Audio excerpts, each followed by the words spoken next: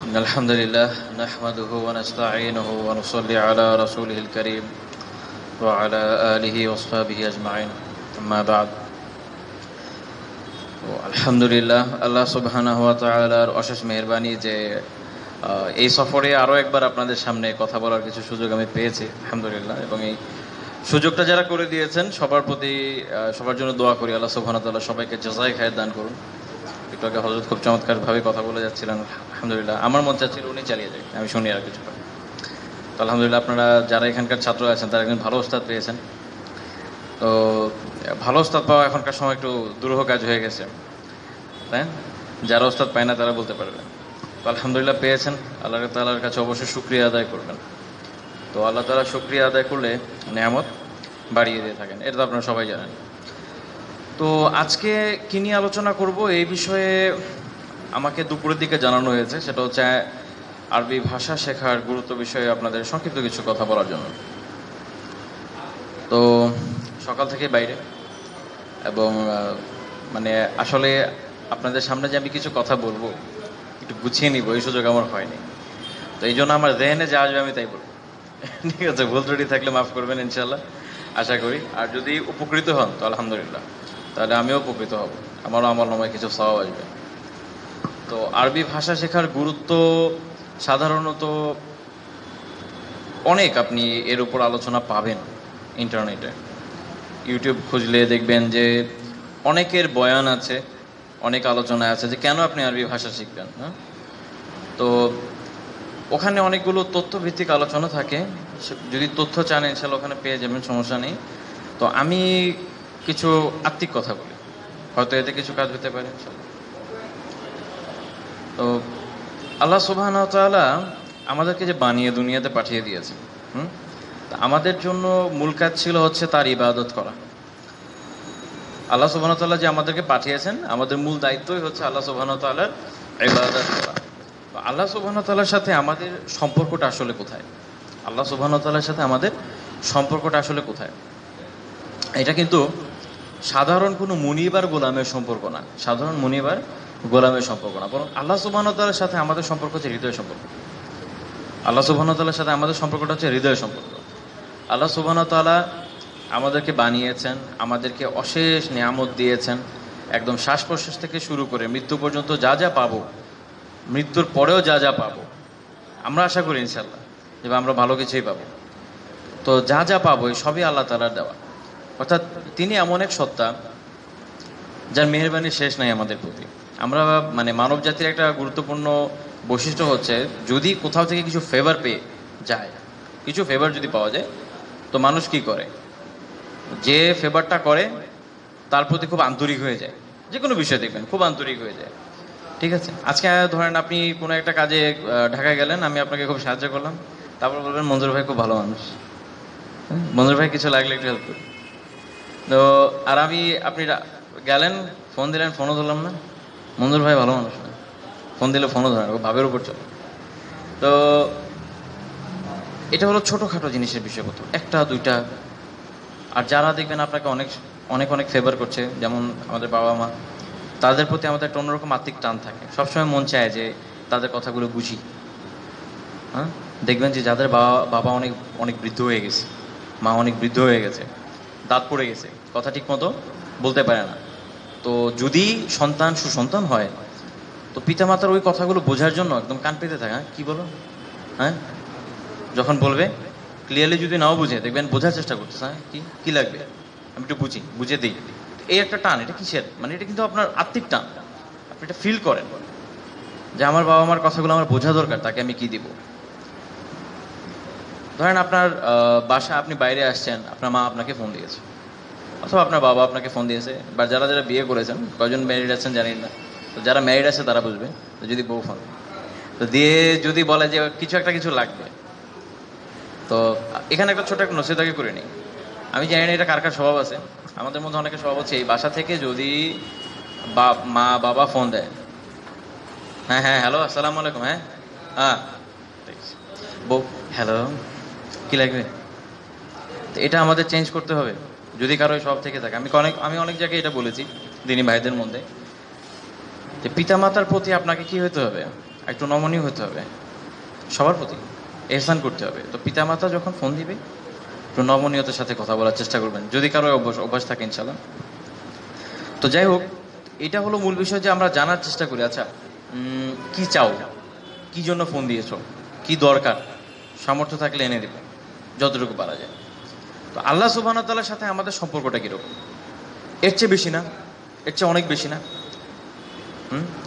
বাবা মা মরে যাবে, বাবা মা চলে যাবে, বাবা মা সব কিছু দিতে পারে না, বউ তো আরও না, বন্ধু টন্ধু খুব বেশি কিছু দিবে না জীবনে আপনাকে। আল্লাহ সুবহানাহু ওয়া তাআলা আপনাকে সব দিয়েছে, আপনার যা চাওয়ার এবং যা চান নাই, যা চেয়েছেন এবং যা চান নাই সব দিয়েছেন। তো ওই আল্লাহ সুবহানাহু ওয়া তাআলা আপনাকে আপনার সাথে কথা বলার জন্য একটা কিতাবই নাজিল করে দিয়েছেন।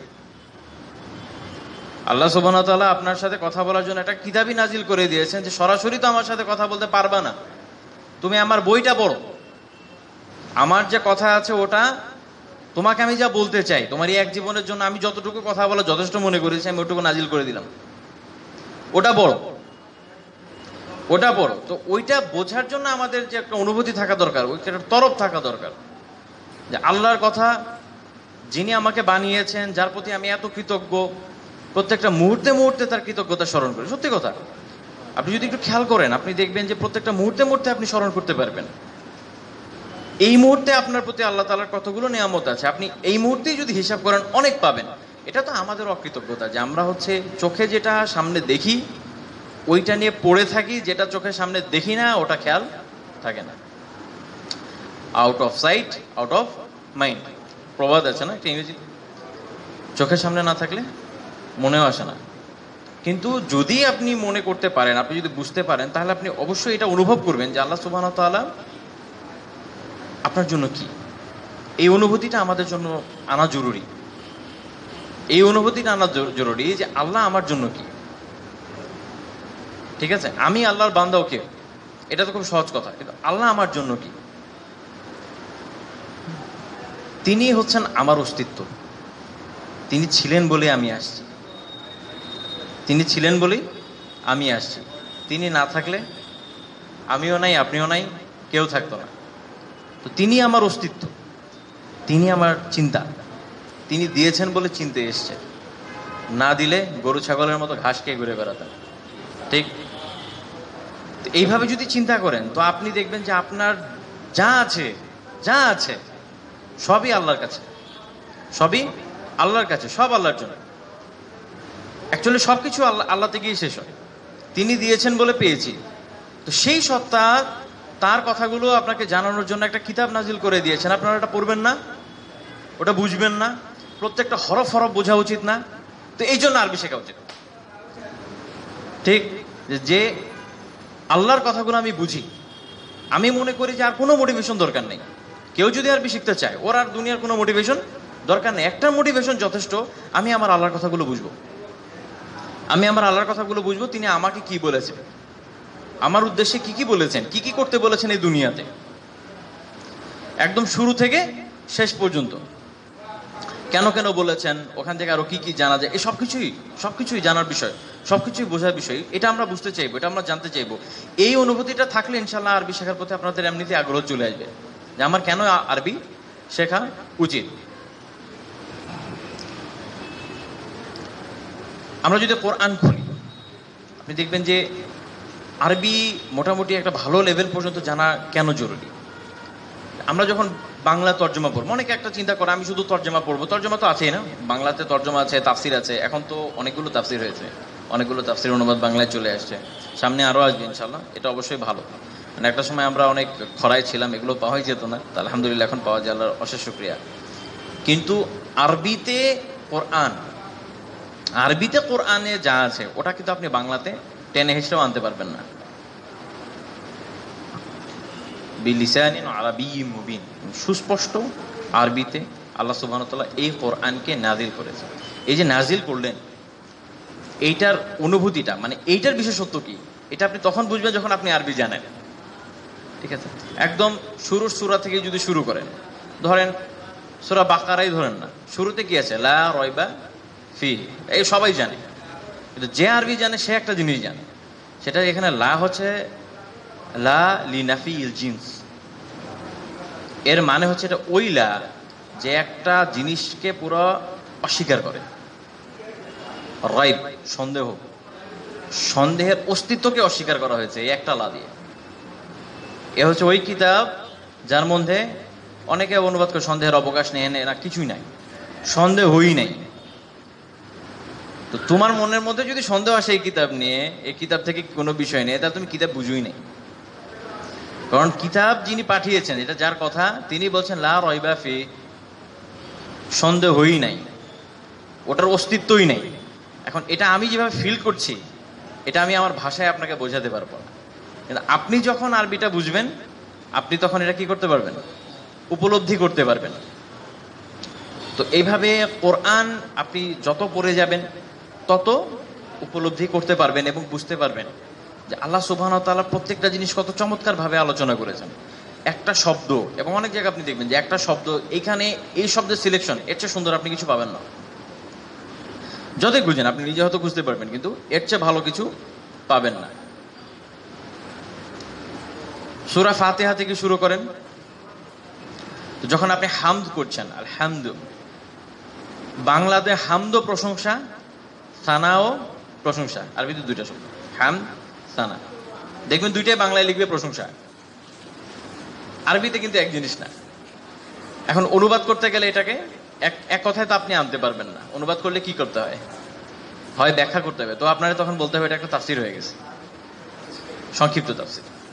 তো কিন্তু যখন আপনি আরবিতে পড়বেন, আপনি যখন আরবি বুঝবেন, তখন আপনি দেখবেন যে ইনশাআল্লাহ আপনি খুব সহজেই এটা বুঝে যাচ্ছেন। আচ্ছা, আল্লাহ সুবহানাহু ওয়া তাআলা এখানে তার জন্য হামদের কথা বলেছেন, সানার কথা বলেন নাই। সানার কথা আসতো, সানার কথা আসতো, তাহলে পয়েন্ট ছিল সানা কখন করে। আপনি দেখবেন একটা কথা না, হামদ ও সানার পরে খুতবা শুরুতে প্রথমে হামদ পড়ে, তারপর সানা, তো দুইটাই বলে। বাংলাতে কিন্তু একই, আপনি কখনোই আলাদা করতে পারবেন না। তো আরবিতে বিশেষত্ব হচ্ছে এখানে, যিনি আপনার কিছু উপকার করেছে, আপনি তার পাল্টা উপকার করলেন, প্রশংসা করলেন। আপনার কিছু উপকার করেছে, আপনি সুখের চোটে প্রশংসা করলেন, আচ্ছা অমুক আমাকে এই দিয়েছে, তো এটা হলো সানা। আর প্রশংসা ছাড়াই যিনি প্রশংসার লায়ক হয়ে যান, কোনো দুঃখিত, কোনো উপকার না করে যদি প্রশংসার কেউ উপযুক্ত হয়ে যায়, উনি, তার জন্য হলো হাম। ঠিক আছে, তার জন্য হলো হাম। এবং সেই হামদের সর্বোচ্চ পরিমাণটা হচ্ছে আল্লাহর জন্য। কারণ আপনার জন্য আলাদা কি দিবেন, আল্লাহ তাআলা যা দিয়ে দিয়েছেন এতেই তো আপনার অনেক কিছু। এরপরে আলাদা আলাদা উপকার যখন পাবেন তখন সানাও হয়। তাহলে আমরা এই জন্য দেখা যায় যখন খুতবা দেয়, আগে হামদ বলবে, পরে সানা বলবে, আগে হামদ পরে সানা। আপনি যদি শুধু সূরা ফাতিহা নিয়ে আলোচনা করেন, আপনি দেখবেন যে মুফাসসিরিনে কেরাম সূরা ফাতিহা নিয়ে ব্যাপক আলোচনা করেছে। কেউ কেউ তো মানে পুরো একটা খণ্ডই এর পিছনে ব্যয় করে দিয়েছে তাফসীরের কিতাবে। তখন আপনার এটা চিন্তা হওয়া উচিত যে আচ্ছা এইটুকুর ভিতরে এমন কি আছে। আমি তো বাংলা যখন পড়ি এত কিছু টেরি পাই না, বাংলা যখন বলি এত কিছু টেরি পাই না, যে পড়ে চলে যাই। এইটা হচ্ছে একটা উপলব্ধি যে আছে, এই জন্য আমার আরবিটা শেখা দরকার। আরবিটা শেখা দরকার, খুব ভালো মতো শেখা দরকার, যেন অন্তত আল্লাহ সুবহানাহু ওয়া তাআলার কালামটা আমি পারফেক্টলি বুঝি। ধরেন কোরআন কিভাবে শিখবেন, এখনকার সময় যেমন ধরেন শুধু কোরআনিক আরবিকের কিছু কোর্স আপনি পাবেন, কোরআনিক আরবিকের কোর্স অনলাইনে অ্যাভেলেবল অনেক আছে, ফ্রি আছে অনেক, আলহামদুলিল্লাহ। এটাও করা যায়, যদি কারো কোনো সুযোগ না থাকে এটাও করতে পারে।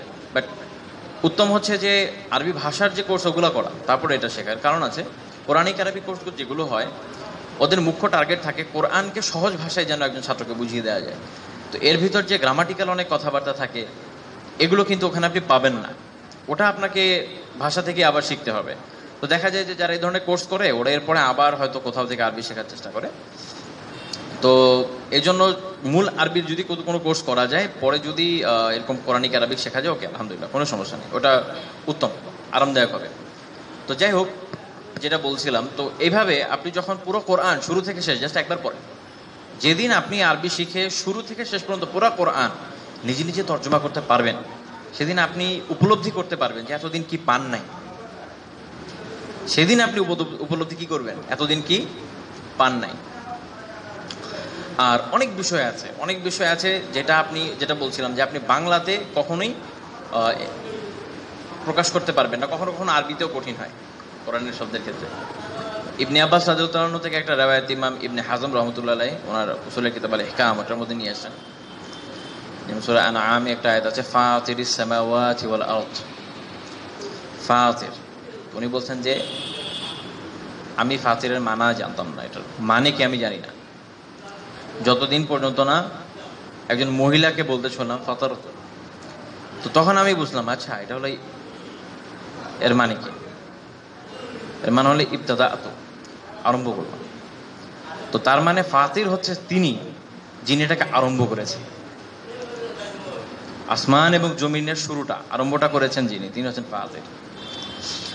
তো এভাবে দেখা যাচ্ছে যে আপনি আরবিতেও কোরআনকে বুঝতে হলে মোটামুটি আরেকটু জ্ঞান দরকার পড়ে, শুধু শব্দার্থটা যথেষ্ট হয় না, নয়তো তো আরবিতে তাফসীর লেখার দরকার পড়তো না। আরবিতে যদি শুধুমাত্র আরবি জানলেই চলতো তাহলে আর তাফসীর লেখার দরকার পড়তো? অথচ আরবিতে কত অনেক অনেক তাফসীর। আমি মনজুর মেঙ্গেল সাহেব হাফিজাহুল্লাহর এক বয়ানে শুনেছিলাম, পাকিস্তানের একজন আলেম বলেছিলেন প্রায় 2 লাখের মতো তাফসীর এখন পর্যন্ত মুসলিমরা লিখে ফেলেছে। ঠিক আছে, তা আমি আমার নিজের তো এতগুলো নামও জানি না, মোতালা তো দূরের বিষয়। তো এই জন্য আরেকটা মজা পাবেন, কোরআন যখন আপনি একবার আরবি শিখে যাবেন আলহামদুলিল্লাহ, কোরআনের এক একটা তাফসীর পড়বেন আপনি এক একটা স্বাদ পাবেন, এবং তখন আপনি আরো একটা জিনিস ফিল করবেন এতদিন কি পাইনি। কিছু তাফসীর আছে যেটাতে শব্দগত অর্থ নিয়ে, ব্যাকরণ নিয়ে বিভিন্ন বিষয়ক আলোচনা থাকে। কিছু আছে যেটার মধ্যে আপনি দেখবেন যে হাদিসের রাওয়ায়াতগুলো আসবে, সাহাবীদের আকওয়ালগুলো আসবে। কিছু আছে যেখানে এমনকি সুফিদের কথাও পেয়ে যাবে। তো যখন আপনি এই বিভিন্ন ধরনের তাফসীর থেকে একটা আয়াত পড়বেন তখন আপনি অসাধারণ একটা স্বাদ উপলব্ধি করবেন। মাঝে মাঝে যেটা করি, এবং আমি আর অনেকের কাছ থেকে শুনেছি, অনেকেই করেন আলহামদুলিল্লাহ, সেটা হচ্ছে ধরুন আপনি একটা আয়াত পড়লেন, একটা আয়াত পরে আপনার মনে হলো এটার অর্থটা আমি ভালো মতো শিখবো। তো আপনি তখন যখন আপনি আরবি জানেন, আপনি একবার ইবনে কাসির খুলবেন, একবার তাবারি খুলবেন, একবার ধরেন রুহুল মাআনি খুলবেন, একবার দুরুল মনসুর খুলবেন, একবার আদওয়াল বায়ান খুললেন, একবার তাফসিরুল কাবীর খুললেন। সহজ কথা হলো খুলতেই থাকলেন, দেখতেই থাকলেন। তো এই যে স্বাদটা, ওটা বিভিন্ন যে ব্যাখ্যা এক একজন নিয়ে আসবে, দেখবেন যে একটা কথা থেকে কত রকমের জিনিস বের হয়ে আসতে পারে। তো তখন আপনি এটা খুব উপলব্ধি করবেন যে আসলে আল্লাহ সুবহানাহু ওয়া তাআলা যে কালাম দিয়ে গেছেন, এই উম্মাহ যদি সবসময় চেষ্টা করে যে আমরা একক একটা তাফসীর লিখবো, সব ভিতরে দিয়ে পারবেন না, সম্ভব হবে না। তো যত সময় যাবে আপনি দেখবেন যে আচ্ছা এই কথাটা আগে আমি এইভাবে বুঝিনি, এই কথাটা আগে এভাবে বুঝিনি, এখন এভাবে বুঝতে পারছি। সময়ের সাথে সাথে এটা আপনি আরো ফিল করতে পারবেন যে কোরআনের বিশেষত্ব কোথায়, যে সময়ের সাথে সাথে এটা অ্যাডাপ্ট করা যায়। বিভিন্ন সময়ে নতুন নতুন সিচুয়েশন আসবে, দেখবেন ওটার সাথে মিল করে কোনো না কোনো কথা আপনি পেয়ে গেছেন। এটা তো গেল কোরআনের আলোচনা। তো এরপর ধরেন রাসূলুল্লাহ সাল্লাল্লাহু আলাইহি ওয়াসাল্লামের ইত্তেবা করা, তার অনুসরণ করা আমাদের জন্য জরুরি। কারণ অনুসরণ যখন করতে চাইবেন তো তাকে তো বুঝতে হবে উনি কি বলেছেন, তার কথাগুলো ভালো মতো হৃদয়ঙ্গম করতে হবে। তো আপনি যখন মিনিং পড়বেন সেখানে ওই একই কথা আসবে, দেখবেন যে হাদিসও একদম খুব যে ক্লিয়ারলি বুঝে গেছেন এটা হবে না। যেমন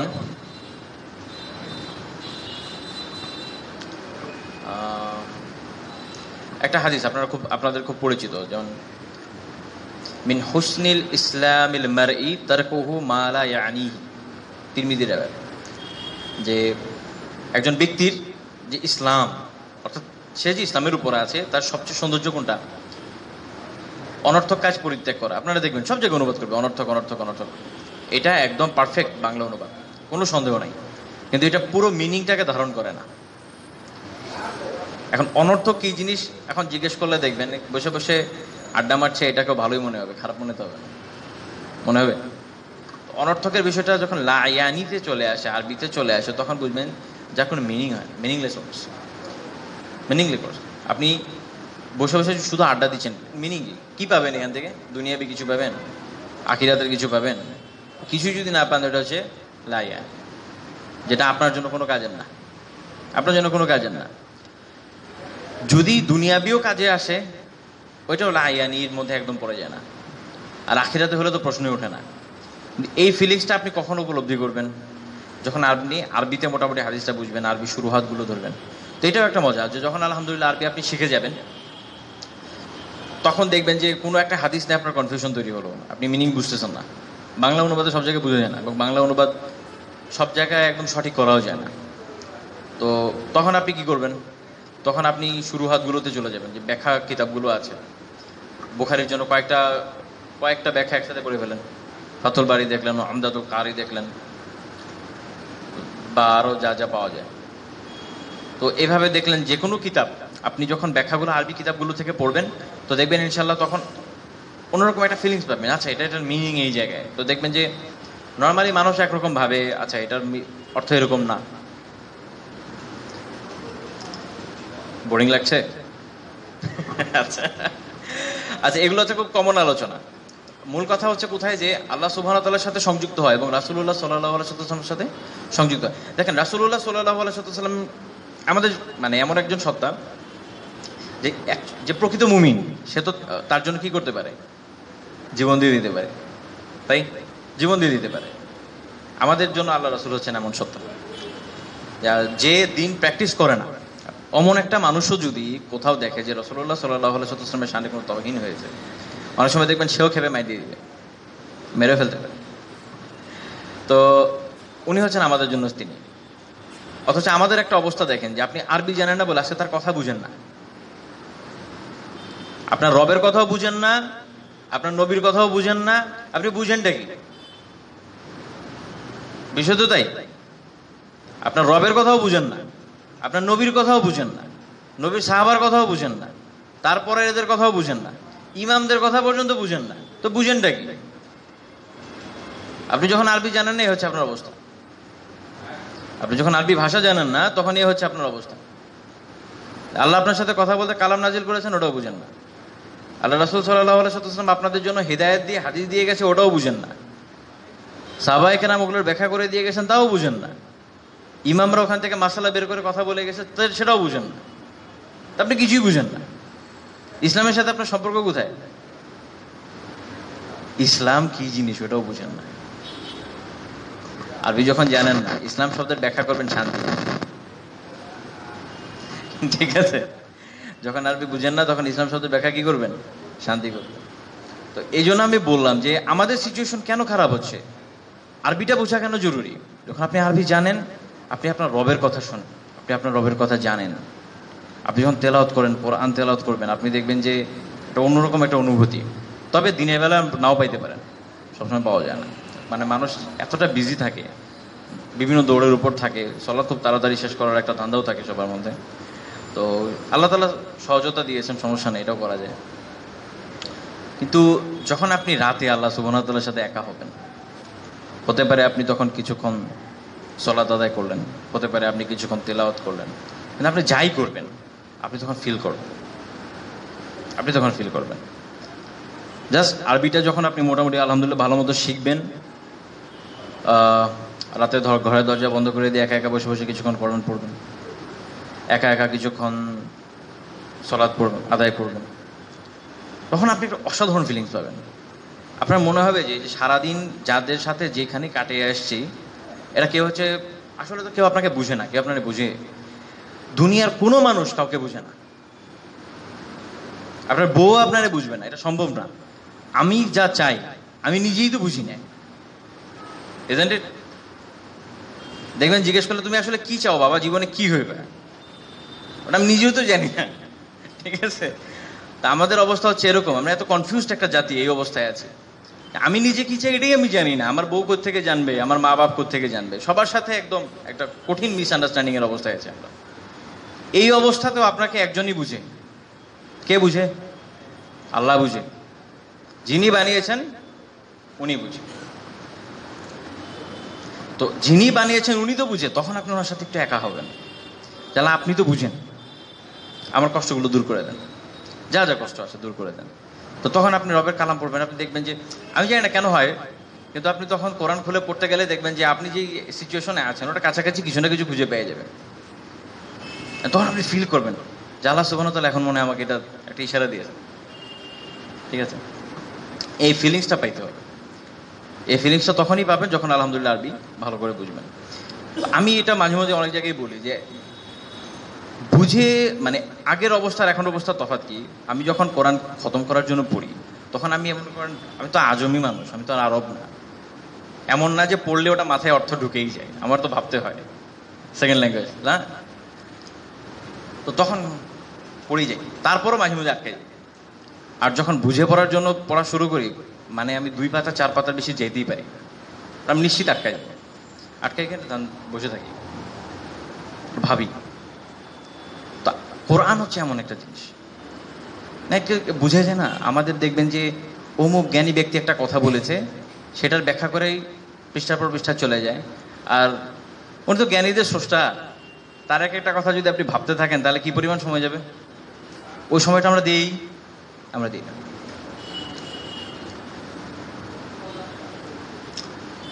আল্লাহ। তো যখন আপনি প্রচন্ড কষ্টে থাকবেন তখন আপনি ফিল করবেন,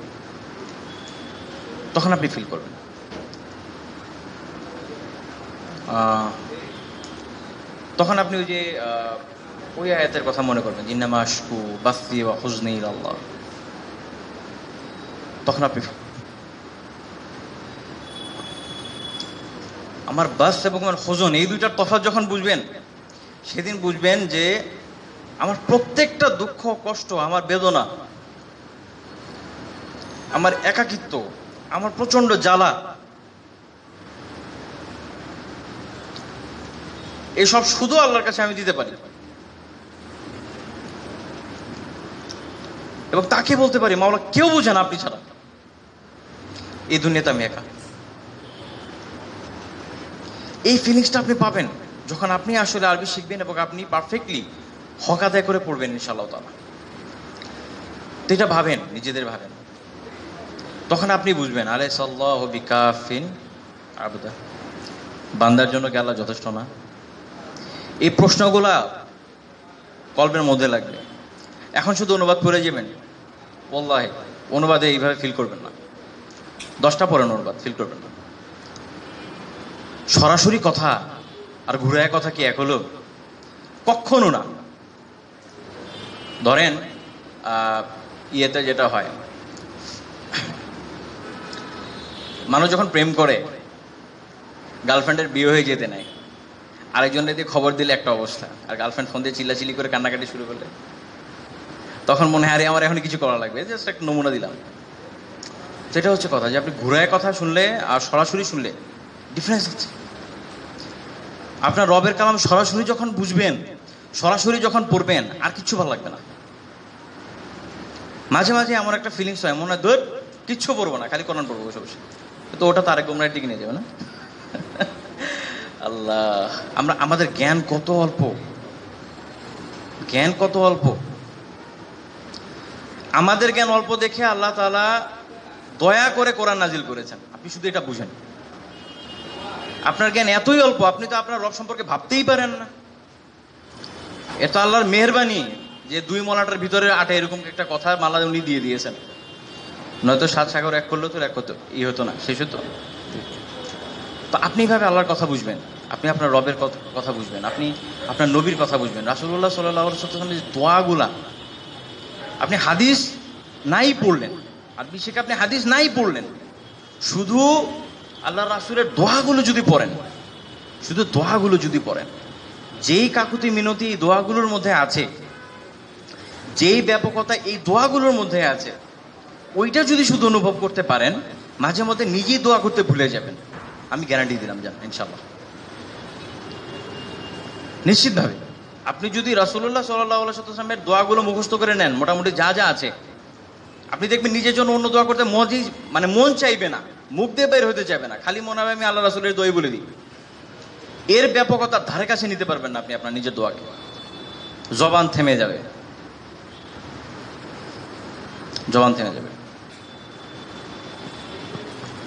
তখন আপনি দেখবেন যে আল্লাহ রাসূল সাল্লাল্লাহু আলাইহি ওয়াসাল্লাম যে দোয়া করে গেছেন যথেষ্ট, এর বাইরে কি বলবো, আর কি বলবো। তখন আপনি আল্লাহ রাসূলের প্রতি একটা কৃতজ্ঞতা বোধ করবেন। এর আগে জীবনে বুঝবেন না কেন তাকে আমার নিজের থেকে বেশি ভালোবাসা দরকার, কেন আমার নিজের থেকে তাকে বেশি ভালোবাসা দরকার, এর আগে জীবনে বুঝবেন। তখন দেখবেন এই লোকটা এত আগে যা যা দোয়া করে গেছে, আপনার প্রয়োজন এর উপরে যায় নাই, আপনি ওর ভিতরে আটকে আছে, তো এইভাবে আপনি আল্লাহর কালাম বুঝবেন, আপনি আল্লাহ রাসূল সাল্লাল্লাহু আলাইহি ওয়াসাল্লামের হাদিস বুঝবেন। মুমিনের আর কি দরকার? মুমিনের আর কি দরকার? মুমিনের কি সময় হয় না এরপর আর বেশি কার? সে তার রবের ভাষা বুঝবে, তার রাসূলের ভাষা বুঝবে, বাস শেষ। আর কি চাই? আলহামদুলিল্লাহ। এটা হচ্ছে আমি যেটা বলেছিলাম যে আমি একটু রুহানি আলোচনা করবো, বাকি সব আলোচনা বাদ দিই। এবার আসেন একটু, যদি এই আলোচনা আমার শেষ, আল্লাহ তাআলা তৌফিক দেন এতে উপকৃত হওয়ার, আগে আমারে তারপর সবাইকে ইনশাআল্লাহ। তো এর সাথে আরো অন্যান্য বিষয় যদি আলোচনা করি, যে বর্তমান সময় কেন খুব জরুরি। আপনারা খেয়াল করলে দেখবেন যে এখন ভয়ানক ভয়ানক সব ফিতনাগুলো একদম ওই যে মুক্তার দানা ওভাবে পড়ে যাচ্ছে। এই ফিতনাগুলো থেকে যদি আপনি বাঁচতে চান, আরবিটা খুব জরুরি। শুধু আরবি শেখা না, আরবি শিখে কোনো ওস্তাদ, কোনো ভালো আলেম তাদের তত্ত্বাবধানে থাকা আরও বেশি জরুরি। কারণ আমরা তো দেখতে পাচ্ছি যে অনেকে আরবি শিখেছে, শিখে ওটা আরো বড় গোমরাহের দুয়ার হয়ে গেছে। মুতাজিলারা আরবি জানতো না, জানতো তো? মুতাজিলা, জাহামিয়া, শিয়া, যত যত ভ্রান্ত ফিরকা আছে ওরা আরবি জানে না? আরবি তো ওরাও জানে, কিন্তু হেদায়েত তো আল্লাহর হাতে। ওরাও একটা কথা মনে পড়লো, যে যেমন ধরেন হযরত তখন একটা আয়াত শুনুন, লানাহদিয়ান্নাহু সুবুলা, সবাই জানেন। এইটাও আপনি আরবিতে ফিল করবেন। সেটা লাম যেটা আছে, লামে তাকিদ বলে, প্রচন্ড জোর দেওয়ার জন্য। এবার এটার অনুবাদ করেন, ওরে আমি আমার রাস্তায় টেনে আনবই। কই যাবে ওই? থানভীর রহমতুল্লাহ ব্যাখ্যা করেছেন যে এর মানে হচ্ছে এই যে আল্লাহ বলছেন অনেকটা এরকম, ওরা আমি হাত ধরে টেনে আনবো আমার রাস্তায়। ও চেষ্টা করছে, বাকিটা আমার। এই ফিলিংসটা আপনি তখন বুঝবেন। আল্লাহ,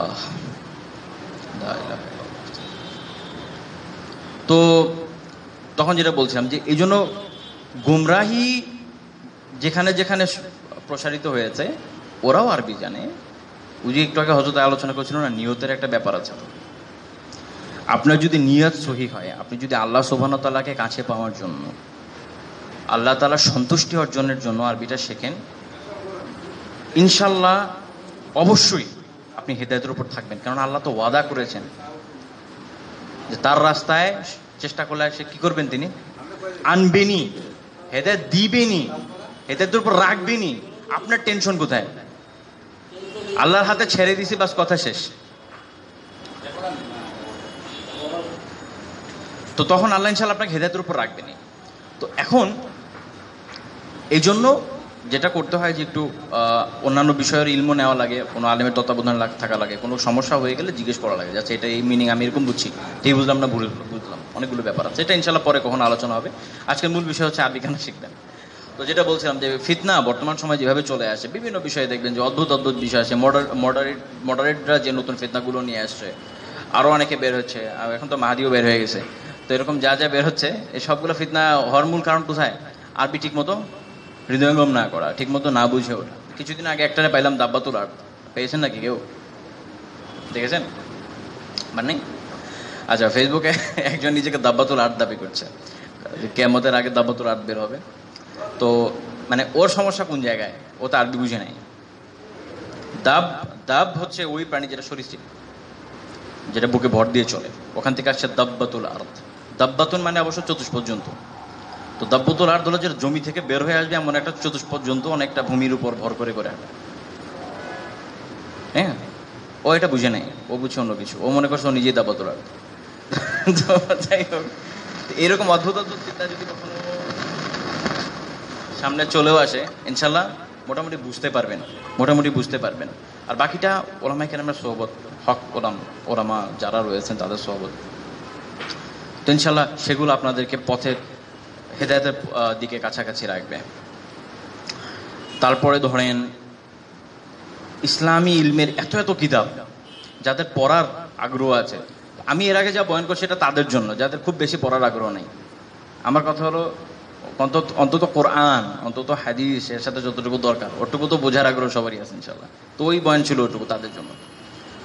আর যারা একটু বেশি পড়তে চায় তাদের জন্য আরবি কেন দরকার, আগেরটুকু তো ইনশাল্লাহ পাবেন। আগেরটা খেয়ে ধরে আরেকটু বলা যায়। যেমন ধরেন কোরআনের তাফসির, আমরা তো গরিব মানুষ, হার্ড কপি তো কিনতে পারি না তেমন। তো আপনি যখন মাকতাবুল শামেলায় যাবেন, এখন দেখবেন অ্যাপ আছে যেটার মধ্যে একটা আয়াত আপনি খুলে বের করলে অনেকগুলো তাফসির গ্রন্থ থেকে আপনি ওটার ইবারত দেখতে পারেন যে কি কি তাফসির। আমার নিজের কাছে একটা আছে, 42টা তাফসির আছে। তো আলহামদুলিল্লাহ আপনি যখন একটা আয়াত খুলবেন 42টা তাফসির দেখতেছেন, ইনশাল্লাহ একদম ক্লিয়ারলি বুঝে যাবেন যে এই আয়াতের আগে পিছে সামনে কি কি আছে, সব কিছু বুঝে যাবেন ইনশাল্লাহ। তারপর ধরেন হাদিসের কিতাব আছে, হাদিসের ব্যাখ্যা গ্রন্থ আছে, উসুলে ফিক আছে, ওলমান হাদিস আছে, এরকম যা যা জিনিস আছে ইসলামী শাস্ত্রে যা যা পড়ে সব কিছু কিন্তু মোটামুটি আলহামদুলিল্লাহ আপনাদের জানা হবে যদি আপনারা ধারাবাহিক পড়তে থাকেন এবং নিয়ত করেন আমি একসময় পড়বো, আমি অনেক দূর জানবো ইনশাল্লাহ তাআলা। তো তাহলে ইনশাল্লাহ এটা কঠিন হবে না। বান্দা যদি চেষ্টা করে আল্লাহ তো দিবেনই, ইনশাল্লাহ দেবেন না, অবশ্যই দেবেন। তো তখন যখন চেষ্টা করবেন, যেমন আবু হুরায়রা রাদিয়াল্লাহু তাআলা আনহু রাসূলুল্লাহ সাল্লাল্লাহু আলাইহি ওয়াসাল্লামের ইন্তেকালের মেবি মাত্র 3 বছর আগে ইসলাম কবুল করেছেন, তারপর সর্বাধিক হাদিস বর্ণনাকারী। কারণ ওনার একটা আগ্রহ ছিল যে আমি হাদিসই শিখবো, আল্লাহ রাসূল কি বলছেন এটা আমি জানবো। এটা আল্লাহ তাআলার মেহেরবানি যে আল্লাহ তাআলা তাকে ইসলামে নিয়ে আসছেন, এর ফলে আমরা বিশাল হাদিসের একটা ভান্ডার পেয়ে গেছি। তো এরকম যদি আপনি চেষ্টা করেন পারবেন না কেন? ইনশাআল্লাহ অবশ্যই পারবেন। কোরআন, হাদিস এবং দ্বীনি ইলমের যতগুলো শাখা আছে ইনশাআল্লাহ সবগুলোতেই মোটামুটি আপনাদের একটা ভালো ধারণা হবে, ভালো বুৎপত্তি অর্জন করে ফেলবেন ইনশাআল্লাহ। এটা এমন কোনো কঠিন কাজ না। নিয়তটা দরকার, দৃঢ় নিয়ত দরকার। তো আমি জানি না আপনারা কতজন এখন পর্যন্ত আরবি শিখছেন। আরবি কেন শিখবেন এর পক্ষে আরও অনেক কথা বলা যায়। আমি মনে করি যে যা বলেছি ইনশাআল্লাহ এটা যথেষ্ট হবে। যারা চায় তাদের জন্য ইনশাআল্লাহ যথেষ্ট হবে। আর বাকি এর বাইরে যারা আছে তাদেরকে পিটাইলেও পড়বে কিনা তো আল্লাহই ভালো জানে। তো আল্লাহ তাআলা তৌফিক দিন, যা বলেছি তার যা যা সঠিকতাও আল্লাহ তাআলার পক্ষ থেকে, আর ভুলভ্রান্তি যা যা হয়ে গেছে তো আমার নফস আছে, বদমাশ শয়তান আছে, এদের উভয়ের ষড়যন্ত্রের ফল। তো আল্লাহ তাআলা তৌফিক দিন, যা যা ভালো বলেছি, যা যা গ্রহণযোগ্য বলেছি এর উপর যেন আমরা সবাই আমল করতে পারি, আমিন। তো আপনাদের কারো কোনো প্রশ্ন যদি থাকে করতে পারেন, যা আলোচনা করেছে সব এই সম্পর্কে প্রশ্ন থাকলে করতে পারেন, বলেন।